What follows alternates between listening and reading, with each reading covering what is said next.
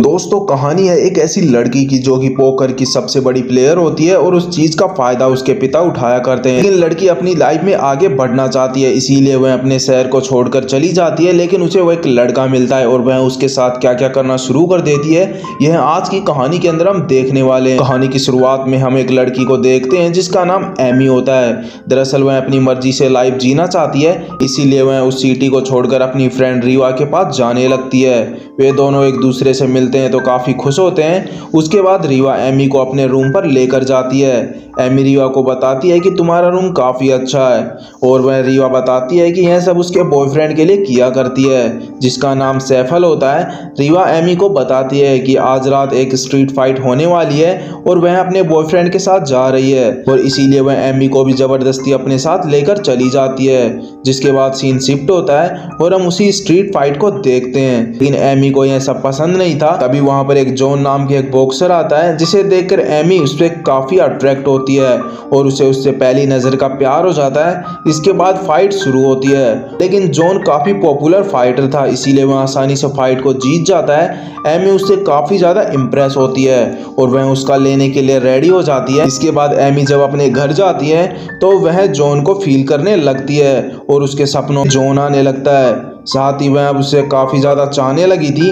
और अगले सीन में एमी पैसे लेकर अपनी कॉलेज की फीस भरने जाती है। जिसके बाद वह रीवा के बॉयफ्रेंड के साथ एक जगह पर बैठी होती है। तभी वहां पर जॉन आ जाता है, लेकिन एमी उसके सामने ऐसा बिहेव करती है ताकि उसके लिए कोई भी फीलिंग ना हो। एमी उसे बताती है कि वह उसके टाइप का लड़का नहीं है। यह सुनने के बाद जॉन वहां से चला जाता है। एमी अब अपनी क्लास में जाती है तो वह पढ़ने की जगह उसी लड़के जॉन की तस्वीरें देखने लगती है, लेकिन तभी जॉन उसके पीछे आ जाता है और वह उसे ऐसा करता हुए देख लेता है। लेकिन एमी उसे कहती है कि वह उससे बिल्कुल भी प्यार नहीं करती है। जिसके बाद जॉन समझ जाता है कि वह उसे जरूर पसंद किया करती है। जहां पर जॉन उसे कहता है कि वह उसे आज रात पिक करने के लिए आएगा, लेकिन एमी उसे मना कर देती है। लेकिन जॉन किसी तरह उसे मनाकर अपने साथ ले जाता है और रात को वे दोनों एक दूसरे के साथ काफी टाइम स्पेंड करते हैं। अगले दिन एमी जब रनिंग कर रही थी, उसकी मुलाकात पाकर नाम के एक लड़के से होती है। क्योंकि एमी ने पाकर के प्राइवेट पार्ट को नुकसान पहुंचा दिया था और वह अपने घर आकर नहाने लगती है, लेकिन उसका बाथरूम का नल खराब होता है, इसीलिए रीवा के बॉयफ्रेंड के घर जाती है। जहां पर रीवा भी मिलती है और एमी उसे बताती है कि उसका नल खराब हो गया है और आज रात वह यहीं पर रुकेगी। और इस बात के लिए उसका बॉयफ्रेंड भी रेडी होता है, लेकिन वह बताता है कि उसे जॉन के कमरे में नहीं जाना है। फिर हम देखते हैं कि जब एमी अपनी पढ़ाई कर रही होती है तो उसे काफी आवाज सुनाई देती है। दरअसल वह आवाज जॉन के कमरे से आ रही होती है और जैसे ही वह चुपकर उसे देखने लगती है, तब जॉन एक लड़की के साथ इंटीमेट हो रहा होता है। अब यह देखकर वह काफी घबरा जाती है और वहां से तुरंत चली जाती है। लेकिन जब वह लड़की वहां से चली जाती है तो जॉन को वह बताती है कि तुम काफी ठरकी इंसान हो। लेकिन जॉन उसे कहता है कि यह सब माइंड रिलैक्सिंग के लिए मैं किया करता हूँ, अगर तुम भी यह करना चाहती हो तो मैं तुम्हारे साथ कर सकता हूँ। लेकिन एमी उसे मना कर देती है। जिसके बाद एमी वहां से पढ़ने के लिए चली जाती है और वह एमी को गुड नाइट बोलकर नहाने के लिए चला जाता है। और वह जब अपने कपड़े चेंज करने लगता है तो एमी चुपके से उसे देख लेती है, लेकिन जॉन को इससे कुछ भी फर्क नहीं पड़ता है। एमी के पास आकर वह सो जाता है। अगली सुबह जब जॉन का हथियार खड़ा था तो वह उसे छूने लगती है। दरअसल उसे पता नहीं था कि वह क्या कर रही है, और जब जॉन उसे बताता है तो वह काफी ज्यादा चिल्लाती है। जॉन उसे कहता है कि इसमें मेरी कोई गलती नहीं है, यह हर किसी के साथ नेचुरल होता है। और जब एमी अपने कॉलेज जाती है तो रास्ते में उसे पार्कर मिलता है और एमी को वह डिनर के लिए इनवाइट करता है, जिस पर एमी जॉन को चिढ़ाने के लिए उसे हाँ भर देती है। इसके बाद एमी अच्छे से तैयार होकर पार्कर के साथ जाती है। वहां पर वे डिनर करते हैं और उसके बाद पार्कर एमी को कहता है कि क्यों ना हम दोनों स्टेडियम चलते हैं, वहां पर जोरदार फाइट होने वाली है। वे दोनों स्टेडियम पहुंच जाते हैं। स्टेडियम में हम जॉन को देखते हैं जो कि फाइट के लिए आया होता है, जहां पर सैफली जॉन को फाइट पर फोकस करने को कहता है। वहीं पर अंदर हम एमी को फाइट करते हुए देखते हैं। तभी रेफरी वहां पर आकर अनाउंस करता है कि अगली फाइट बरुंडा और जॉन के बीच में होने वाली है, जिसे सुनकर एमी पार्कर के सामने बाथरूम का बहाना बनाकर वहां से चली जाती है। जॉन के पास जाकर वह उसे बताती है कि वह इस फाइटर के अंदर मारा जाएगा और उसे मना करती है। यह सुनकर जॉन कहता है कि तुम्हें मेरी इतनी फिक्र कब से होने लगी, और एमी उसे कहती है कि ऐसी कोई बात नहीं है, और वे दोनों एक दूसरे के साथ शर्त लगाती है, यदि जॉन इस फाइट को जीत जाता है तो उसे 30 दिन तक उसके साथ रहना होगा। और इस चीज के लिए एमी भी मान जाती है। और जब हम देखते हैं कि जब फाइट हो रही होती है तो एमी उस दूसरे कंटेस्टेंट को कहती है कि इसे मारकर बुरी हालत कर दे, लेकिन यह सुनने के बाद जॉन उस फाइटर को हरा देता है। उसके बाद अब एमी को 30 दिन तक उसके साथ रहना होता है, इससे वो काफी ज्यादा खुश होता है। जहाँ पर एमी को अब जॉन के साथ 1 महीने तक रहना होगा। एमी जॉन से कहती है कि बस वह तुम्हारे साथ रहेगी, ना कि तुम्हारे साथ इंटीमेट होगी। 1 महीने बाद वह वहां से चली जाएगी, यह बोलकर। और ये इसके साथ ही वे 1 महीने का सफर शुरू करते हैं और धीरे धीरे वे दोनों एक दूसरे के अच्छे दोस्त बन जाते हैं। ऐसे ही काफी दिन निकल जाते हैं। जॉन एमी को अपनी फैमिली से मिलवाने ले जाता है। दरअसल उसका भाई और डैड वहां पर रहा करते हैं और जॉन की माँ बचपन में ही गुजर गई थी। इसके बाद वे सभी डिनर करते हैं और डिनर के बाद वे सभी पोकर खेलने लग जाते हैं। और जब वह पोकर खेलती है, जॉन बताता है कि उसका भाई को आज तक पोकर में कोई नहीं हरा पाया। यह सुनने के बाद एमी जब खेलने लगती है तो वह उसके भाई और उसके पिता को हरा देती है।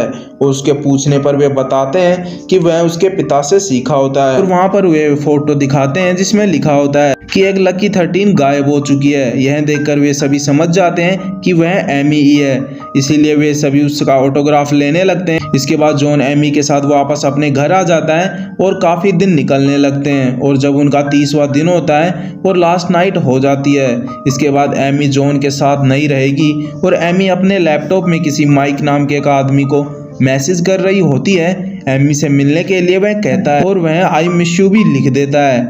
एमी भी मिस यू टू बोल देती है।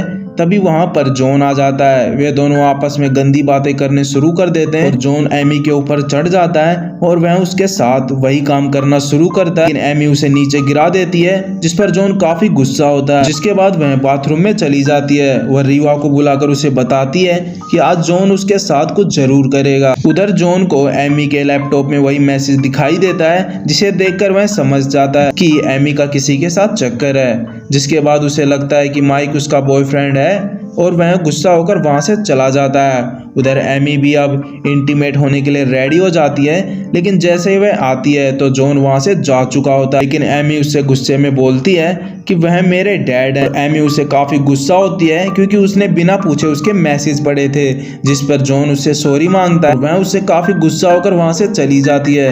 अगले दिन एमी लाइब्रेरी में उदास बैठी होती है, तभी वहां पर पार्कर आता है और वह एमी से बातें करने लगता है। जिसके बाद पार्कर उसे कहीं घुमाने लेकर जाता है, जहां एकदम से सभी लोग एमी को बर्थडे विश करते हैं। दरअसल यह प्लान जॉन का ही होता है।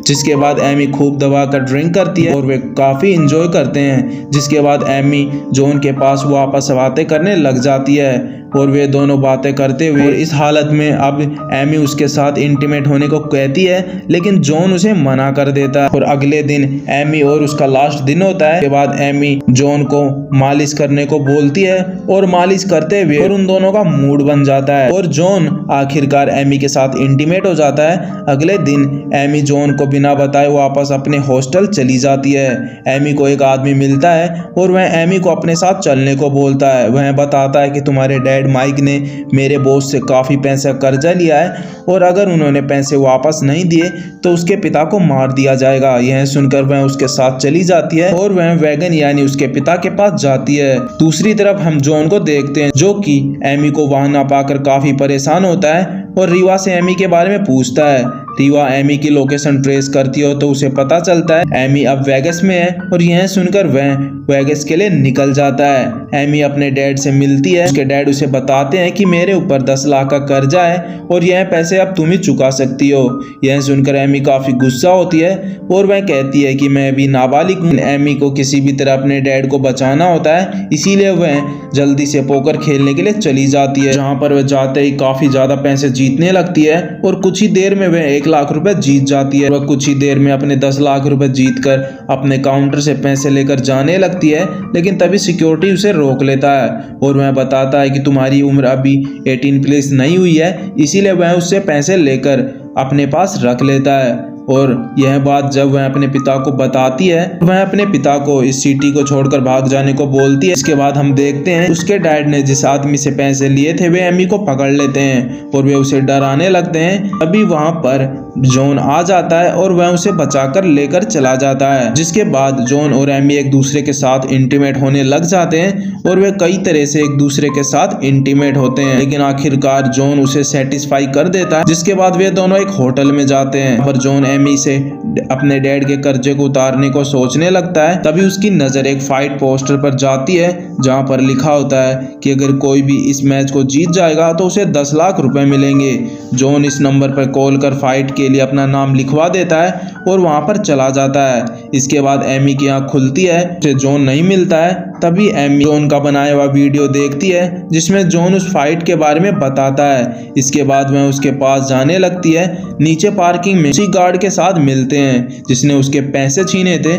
जिसके बाद वह सब कुछ समझ जाती है कि उसके पिता ने यह सब नाटक किया था। वह उन दोनों से झगड़ा करके वहां से चली जाती है। जिसके बाद वह जॉन के पास जाती है।